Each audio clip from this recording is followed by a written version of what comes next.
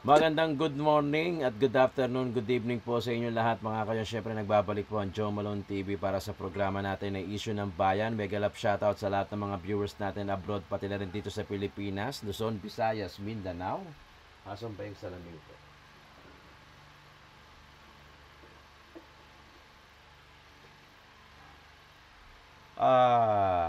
Yawn. Bago lang tong setup natin, pero babalik din tayo. Medyo nandito kasi tayo sa Maynila dahil meron tayong trabaho rito. Pero syempre, hindi natin makakalimutan yung mga ganitong klaseng issue na dapat natin pag-usapan at binasag na nga. Mega love shoutout sa lahat ng members natin. Mga kayon, meron tayong join membership button dyan. At kung gusto nyo magpa-member, why not? Choconut. Meron po tayong mga iilan pa lang na mga subscriber dyan at mga members. Maraming salamat mga kayo sa mga viewers natin abroad, pati na rin sa Pilipinas. Paki-double check kung nakasubscribe na kayo. Kung hindi pa naman, paki-subscribe na lang mga kayo. Yan na lang po yung palambing, yung suporta na hinihingi ng Joe Malone TV para sa inyo. Okay?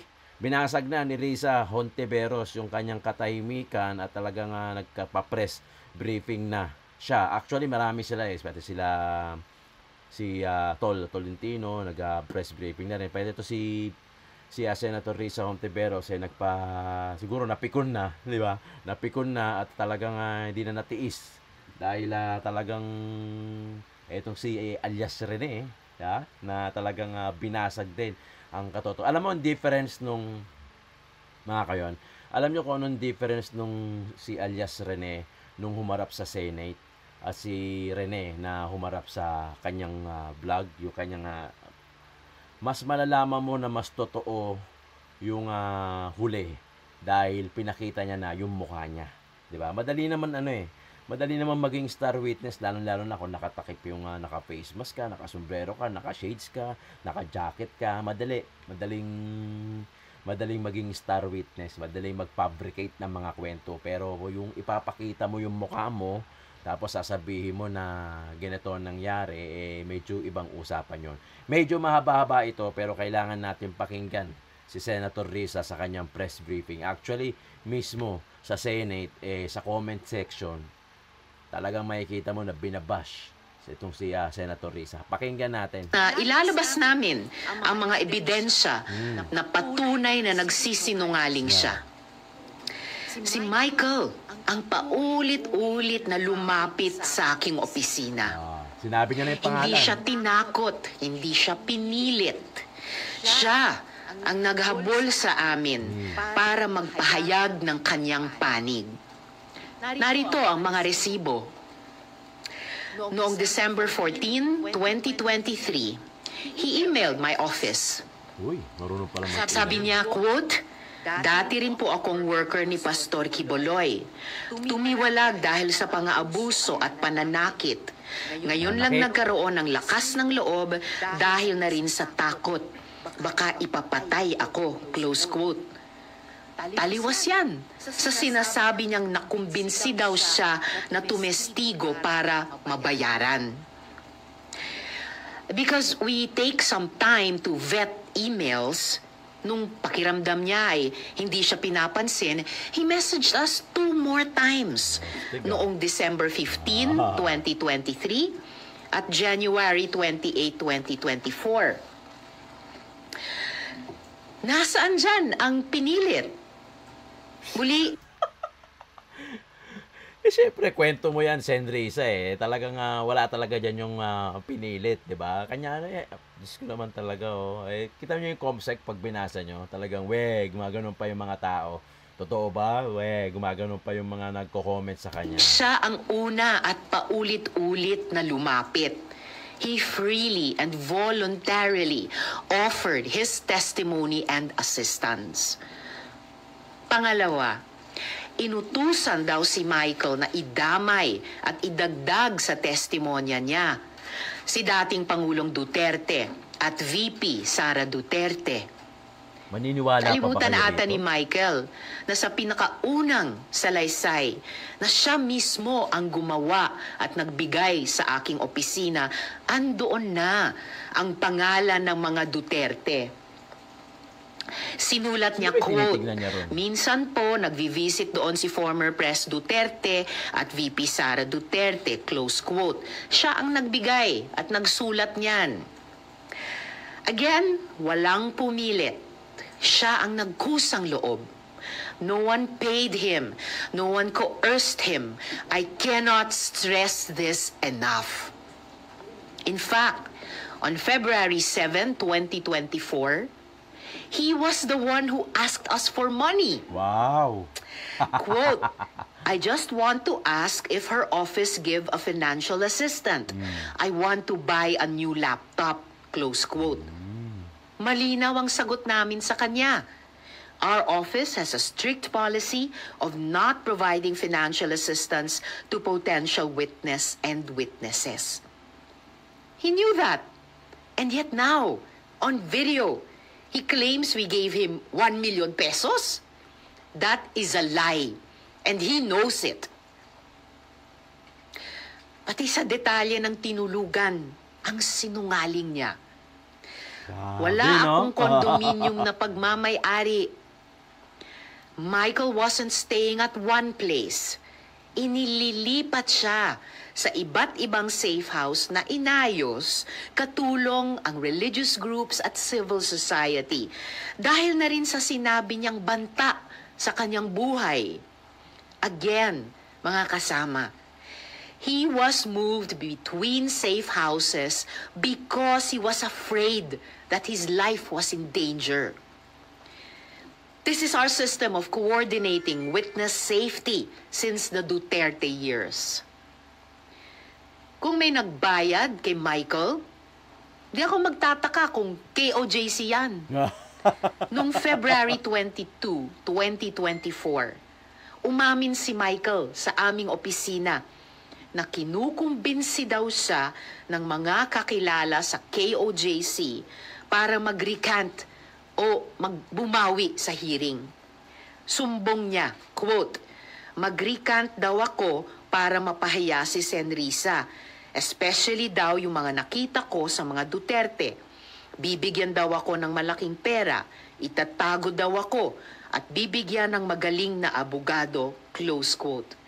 Yung inaakusa nila na pagbabayad at pagtatanim ng witness, mukhang sila ang gumagawa. Alam niyo mga kayon, na-observe ko lang although matagal na siyang bago magpa-press briefing, siguro pinag-aralan din nila yung kanilang next move. Talagang magpapa-press briefing na si Senator Risa kasi talagang balagong na siya.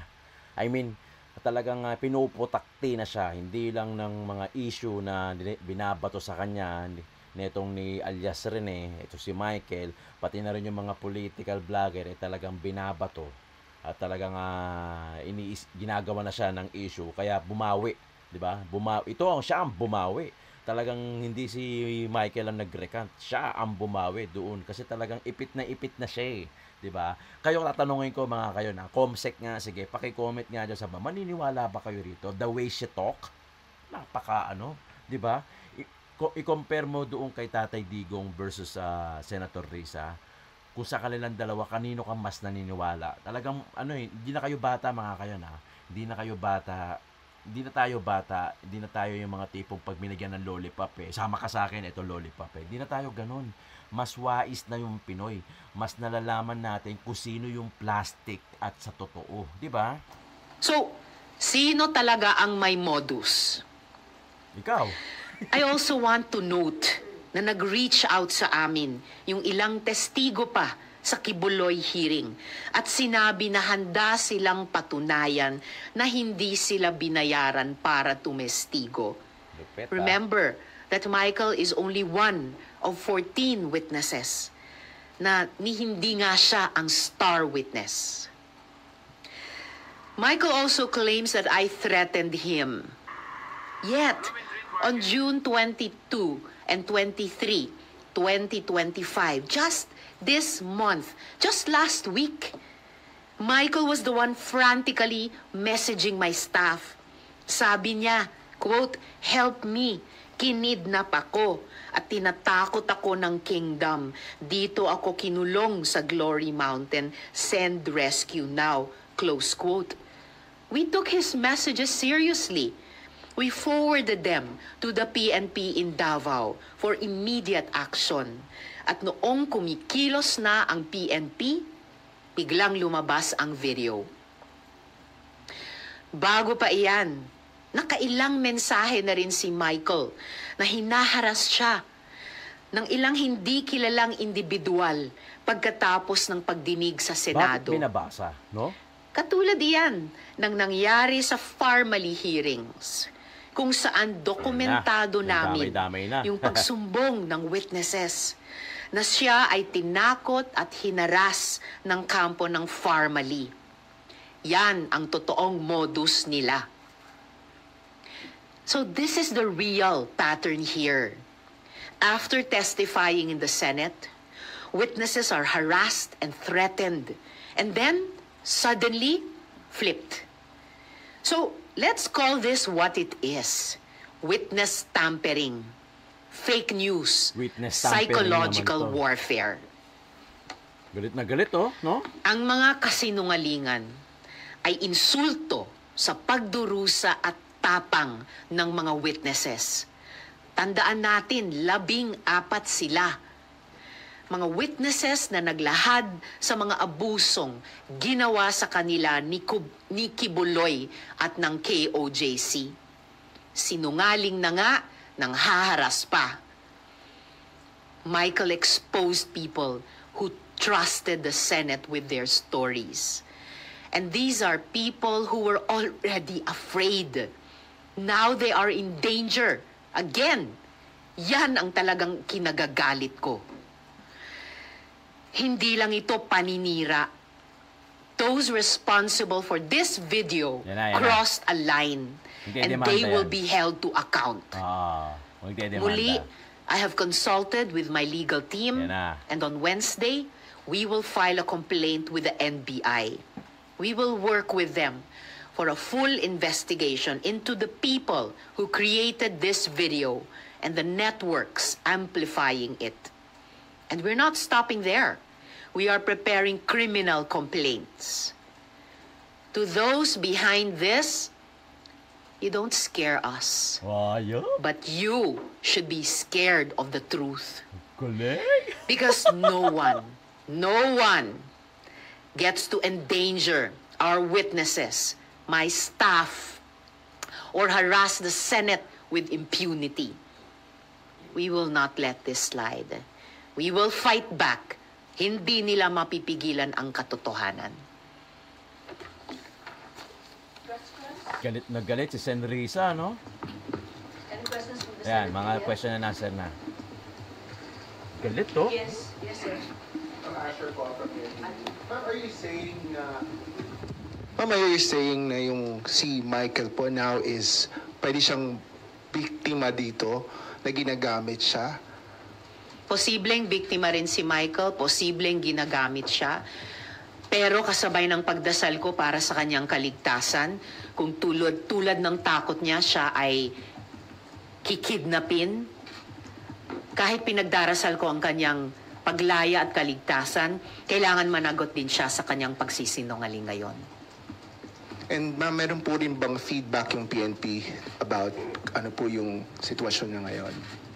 Basta ang latest na alam kong ginagawa ng PNP noon ay kumikilos din sila agad doon sa finoward naming mga messages ni Michael noon lamang, June 22 at 23. Pero habang sila ay kumikilos na noon tungkol sa kanyang cry for help, yung kanyang hiling na ma-rescue siya, biglang lumabas na itong video na ito. Thank you. Next. Si Ma'am. Galit na si Risa. Halata na sa facial expression niya. Sen Ann po from Brigada. Ma'am, after lumabas yung issue about kay alias Rene, si Attorney Roque said that ang dami niyo raw pong imbento, and he even encourages the public po na magsampa ng ethics complaint against you para mapatalsik sa Senado. Any comment po regarding this? Bukas sa kahit sinong mamamayan na mag-file ng ethics complaint. Pero parang si Harry Roque ang maraming sinasabi. Umuwi muna siya. humarap muna siya dito sa Senado. Haharapin ko siya Pinagdiskitahan. kahit saan. Pero ngayon, Ano sabi bitawan na niya yung buhay pugante niya. Anong sabi ni Roque sa kanya? Nakakadiri ka, Senrisa.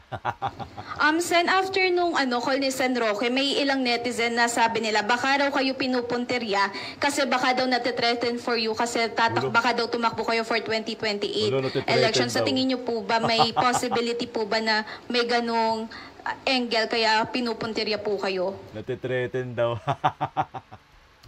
Anything is possible, pero para sa akin, saka na yung ganyang mga usapin na iyan, tututok muna ako dito sa mahalagang isyong ito na may kinalaman sa trabaho ko sa Senado. Kasama na po, syempre, yung pagiging Senator Judge sa isa pang importanteng proseso. Thank you po, Sen. Victoria Tulad. Hi, ma'am. Ma'am, may specific cases na kayo in mind against Michael or the people who might be behind this? At yung KOJC ba part of yung mga taong sasampahan nyo ng kaso? Finalize po namin ang mga kasong ihahain namin simula sa Miyerkules sa NBI, kung sino ang mga tao at grupo na papangalanan ko na doon. And we will give you the final details before we or on the day that we will file that complaint. At kasunod po niyan, gaya ng nabanggit ko kanina, naghahanda na rin po kami ng mga criminal complaints. Raymond De Paz, DCRH. How does it feel? Ako personally, nakita ko yung video because it was shared by one of your colleagues. How does it feel na ganun yung nangyayari na you are on opposing political, naintindihan naman natin yung politika ninyo dito, but it is talking about the credibility of the Senate. And yet one of your colleagues is also sharing, kunyari may tanong kung totoo yung nilalaman ng video, pero the mere fact na it is being shared publicly doon sa kanyang personal social media account, hindi ba ito nakasisira dito sa mismong institusyon ninyo? Para sa akin, kaming mga senador, dapat nag-share kami ng katotohanan. Dapat hindi kami nag-share ng fake news. O tulad ng mga AI-generated video, dapat hindi kami nagpapadala o lalong hindi kami mismo ang nag-share ng Talaga? anumang fake news. Okay. Thank you po, Ma'am Gonzales, General Secretary. Ma'am, dun po sa mga balak ninyong kasuhan on Wednesday, can you share kung meron po bang malaking personalidad? Will there be any politicians or political group? Kahit po in general lang. Well, truly, pina-finalize pa namin yung kasong ihahain sa Miyerkules plus yung mga kasunod na criminal complaints. Kung merong mang malalaking tao o malalaking grupo, basta't di tulad ng mga nag-imbento nitong video na ito, halimbawa, meron kami ng lahat ng mga resibo para pagbasihan ang anumang mga kasong ihahain ko. Okay, next po. Robert Mano. Marami daw siyang resibo, mga kayon. Pag-usapan natin yan mamaya. Good morning, ma'am. With the recent incident, ma'am, nakikita nyo ba na hihina yung isinagawa niyong investigation because sa pag-record niya, magpapahina because baka sabihin na, hindi, mahina naman palang kumuha ng mga testigo at nagbabayad pala kayo ng testigo? Pinabubulaanan namin at kayang pabulaanan hanggang sa huling araw ng 19th at 20th Congresses yung mga akusasyon nila gaya ng nakita nyo sa mga resibo. Definitely the contrary ang epekto nitong mga ginagawa nilang fake news. Sa pakiramdam ko po, lalo lang lumalakas yung findings at recommendations ng aming investigasyon laban kay Apollo Kibuloy at sa KOJC. At muli, hindi lamang si Michael ang testigo. Maalala po natin, 14 sila ni hindi siya ang star witness. At yung iba sa 13 pang witness na yon ay nag-reach out na sa opisina ko para sabihing handa nilang patunayan. Sabihin muli na sila'y nagtestigo ng malaya at hindi sila binayaran. At sisiguraduhin ko rin na yung committee report, draft committee report namin dito sa investigasyon laban kina Kibuloy at sa KOJC na muli, salamat kay Sen. Rafi, siya ang unang pumirma niyan. Gagawin po namin ang lahat ng tamang paraan, maging bahagi pa rin ito ng record ng 20th Congress. Dahil walang fake video or ano pa mang magagawa sila na pwedeng takpan yung katotohanang nakapaloob dyan sa committee report na iyan ng aming investigasyon. Thank you. Meron pa po sa Kibuloy issue. Sana lang. Sige, Ma'am, sinong tingin niyo nasa likod ni Michael Mauricio para gawin niya to at bumaliktad siya? Hindi nga alam eh. Yun yung aming gustong Naalam i-establish. pa nga. Sinabi for one ni Attorney Torreon na hindi daw sila. So sino hanggang ngayon? Wala pang nagkiklaim ng authorship nitong magaling na video nila ng panay fake news naman. Bakit ayaw nilang aminin o angkinin? Dahil di tulad nga namin na kompleto ang mga resibo kay Michael at sa lahat ng aming mga witness, lahat ng resibo para sa investigasyon ay kumpleto kami. Hindi tulad nila na wala silang mapatunayan dahil panay kasinungalingan ang video nila. But are you of the belief that he's acting not on his own? Someone is behind him? There is definitely someone behind him. Kung acting on his own siya o hindi siya acting on his own, hindi pa natin masisigurado 100% dahil contradictory yung mga messages niya sa opisina ko hanggang sa 1 week ago, June 23, at yung mga sinasabi niya ngayon sa video, at yung sinabi din niya under oath sa hearing nung laban kay Kibuloy at sa KOJC. I'm sorry, isa na lang. Yung pong paghingi niya ng tulong sa inyo, malinaw na po ba na na-release na siya from being kidnapped? That was right before na biglang lumabas itong video na ito. Nag-message siya prior to June 2025 na takot dahil may nanghaharas sa kanya. Nag-message siya prior 2025 na nililigawan siya, inaalukan siya ng bayad, ng malakas na abogado. Pero biglang June 2022 and 2023 this year, may dagdag na takot na dahil siya daw ay kikidnapin. I-rescue daw siya. Actually, no.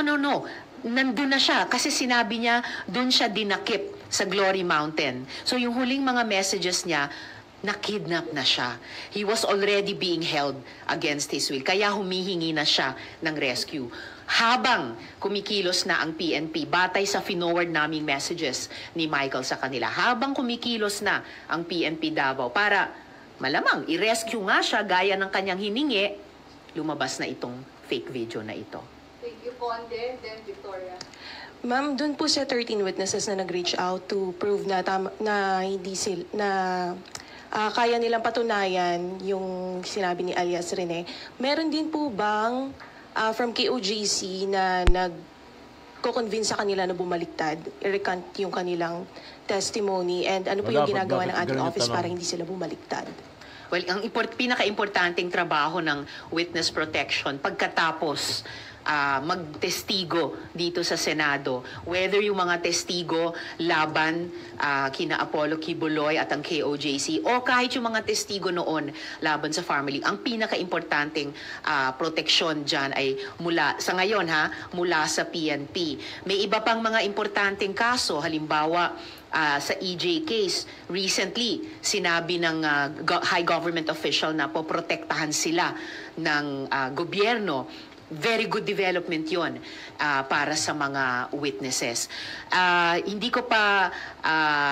Wala pa kaming feedback ngayon kung yung iba sa 13 pang witnesses laban kay Kibuloy at sa KOJC ay hinaharas din or tinatakot din sa ngayon. Pero yan ay lumalabas na common experiences ng mga witnesses pagkatapos tumestigo dito sa Senado. Kaya importanteng gawin ng gobyerno, lalo na ng executive, pagkatapos ng isang legislative investigation, ang proteksyon sa kanila. And important clarification, nag-reach out yung ilan sa mga 13 pang witnesses namin, hindi para patunayan yung sinasabi ni Michael dito sa fake video na to, para sabihin muli na nagtestigo kami ng malaya at hindi kami binayaran. Pabubulaanan yan yung sinasabi ni Michael dito sa video. Alam mo, walang nagtanong, Walang nagtanong doon sa sinasabi ni Atty. Topacio na merong history si Senator Risa na yung mga kung napanood yung sinasabi ni Topacio kasi na may pattern eh. May pattern, may history yung ginawa ni Senrisa na ganito. Panoorin nyo na lang doon kay Atty. Topacio. Di ba lagi ko sinasabi dito na pagka na-hospital ka, may allergy ka, tatanong yung history.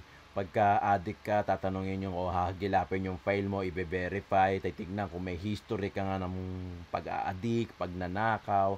Kasi yun yung magiging pattern nila para malaman nila kung posible ba na ginawa mo ulit to, nag-addict ka ulit, nagnakaw ka ulit, 'di ba? Yun yung pattern. Yun yung sinasabi ni Atty. Topacio na merong pattern si Senrisa regarding doon sa mga pagbabayad-bayad ng mga testigo. According yan. Kaya, yun yung parang napanood ko eh. Ganun yung parang napanood natin na puta. 'Di ba?